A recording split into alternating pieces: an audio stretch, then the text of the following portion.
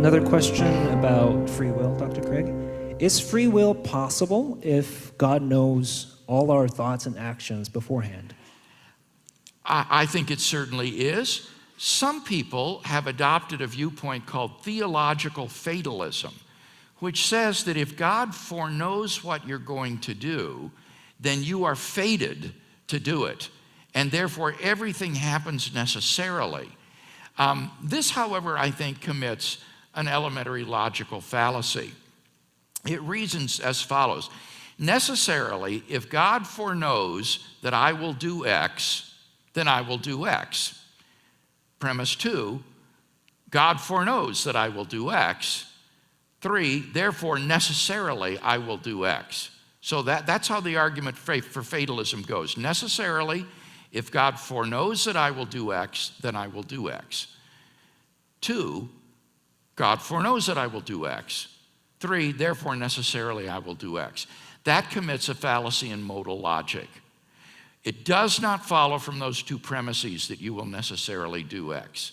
All that follows from the two premises is that you will do X, but not that you will necessarily do it. You could refrain.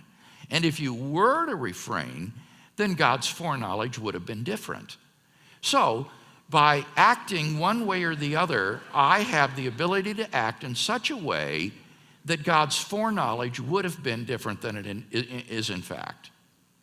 And that's sufficient for freedom. There's nothing about God's merely knowing about something in advance that takes away my freedom to do otherwise.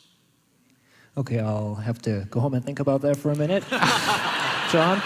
By the way, I actually spent 7 years working full-time on this project, doing a philosophical analysis of divine omniscience, and have published a number of books in this area.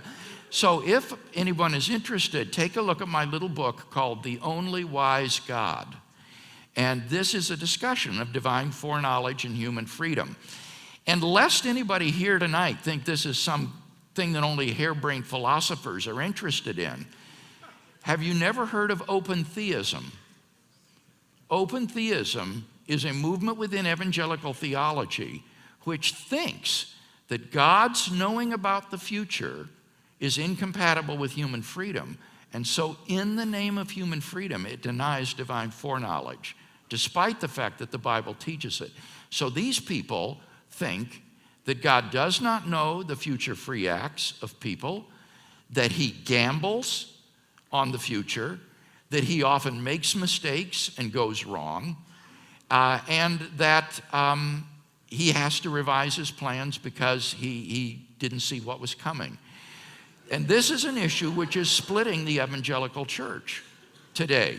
So this is hugely significant theologically, and therefore not just a matter of some philosophical speculation. This has real practical consequences in the church and in your view of divine providence and God's infallibility.